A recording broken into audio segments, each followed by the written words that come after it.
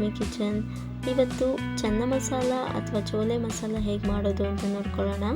ಅದಕ್ಕೆ ನಾನು over night ಕಾಬೂಸ್ ಕಡಲೆಕಾಳನ್ನ ನೆನೆಸಿಟ್ಕೊಂಡಿದ್ದೀನಿ. ಈಗ ಒಂದು ಕುಕ್ಕರ್ಗೆ ನೆನೆಸಿಟ್ಕೊಂಡಿರೋ ಕಾಬೂಸ್ ಕಡಲೆಕಾಳನ್ನ ಹಾಕಿ ಕಾಳು ಮುಳುಗೋ ಅಷ್ಟು ನೀರನ್ನ ಹಾಕಬೇಕು.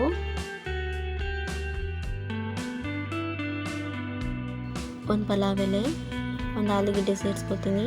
ಆಲೂಗೆಡ್ಡೆ ಏನಕ್ಕಂದರೆ ಗ್ರೇವಿ ಗಟ್ಟಿ ಬರಲಿ ಅಂತ. ಚಕ್ಕೆ, ಲವಂಗ, ಏಲಕ್ಕಿ, ಸ್ವಲ್ಪ ಉಪ್ಪು ಹಾಕಿ 3 ವಿಷಲ್ ಕೂಗಿಸ್ಕೋಬೇಕು. 2 ವಿಷಲ್ ಹೈ ಫ್ಲೇಮಲ್ಲಿ, 1 ವಿಷಲ್ ಲೋ ಫ್ಲೇಮಲ್ಲಿ ಕೂಗಿಸ್ಕೊಂಡ್ರೆ ಕಾಳು ಚೆನ್ನಾಗಿ ಬೆಂದಿರುತ್ತೆ.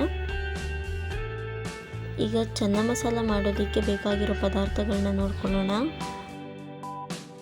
ಮೊದಲನೇದಾಗಿ ಸ್ವಲ್ಪ ಜೀರಿಗೆ, 4 ಟೊಮ್ಯಾಟೊ ಪೇಸ್ಟ್ ಮಾಡಿಟ್ಕೊಂಡಿದ್ದೀನಿ, ಸ್ವಲ್ಪ ಶುಂಠಿ ಬೆಳ್ಳುಳ್ಳಿ ಪೇಸ್ಟು, ಕಸೂರಿ ಮೇಥಿ, ಕೊತ್ತಂಬರಿ ಸೊಪ್ಪು, 1 ಈರುಳ್ಳಿನ ರುಬ್ಬಿಟ್ಕೊಂಡಿದ್ದೀನಿ, ಚೆನ್ನ ಮಸಾಲ, ಧನಿಯಾ ಪುಡಿ, ಖಾರದ ಪುಡಿ, ಸ್ವಲ್ಪ ಅರಿಶಿನ.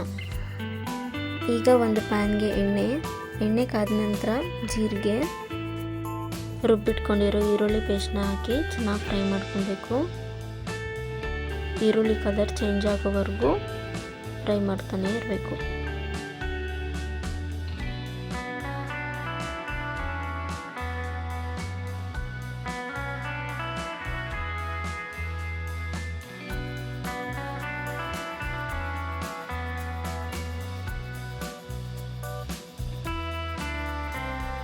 ಈಗ ರುಬ್ಬಿಟ್ಕೊಂಡಿರೋ ಟೊಮೆಟೊ ಪೇಸ್ಟ್ನ ಹಾಕಿ ಚೆನ್ನಾಗಿ ಫ್ರೈ ಮಾಡ್ಕೊಬೇಕು.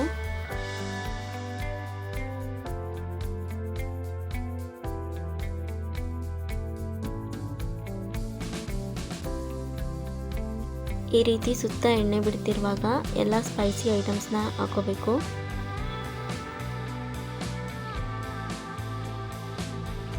ಅದು ಕೂಡ ಹಸಿ ವಾಸನೆ ಹೋಗೋವರೆಗೂ ಚೆನ್ನಾಗಿ ಫ್ರೈ ಮಾಡ್ಕೊಬೇಕು.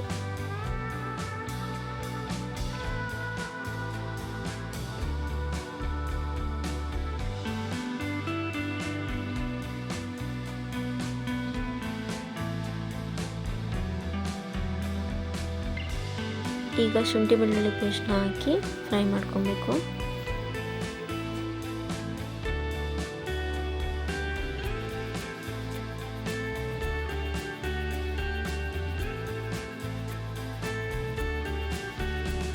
ಬೇಯಿಸಿಟ್ಕೊಂಡಿರೋ ಆಲೂಗೆಡ್ಡೆ ಮತ್ತು ಕಾಬೂಸ್ ಕಾಳು ನೀರು ಸಮೇತ ಹಾಕಿ ಮಿಕ್ಸ್ ಮಾಡ್ಕೊಬೇಕು.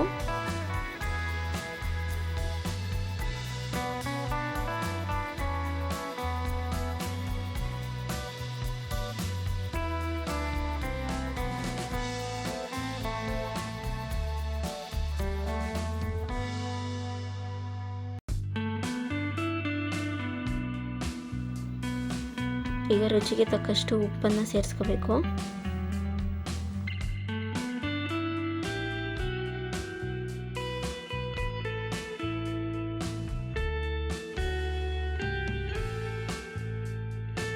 ಕೊನೆಯಲ್ಲಿ ಕಸೂರಿ ಮೇಥಿ ಮತ್ತು ಕೊತ್ತಂಬರಿ ಸೊಪ್ಪನ್ನ ಹಾಕಿ ಒಂದು 2-3 ಕುದಿ ಕುದಿಸ್ಕೊಂಡ್ರೆ ಚೆನ್ನ ಮಸಾಲ ರೆಡಿ ಆಗುತ್ತೆ.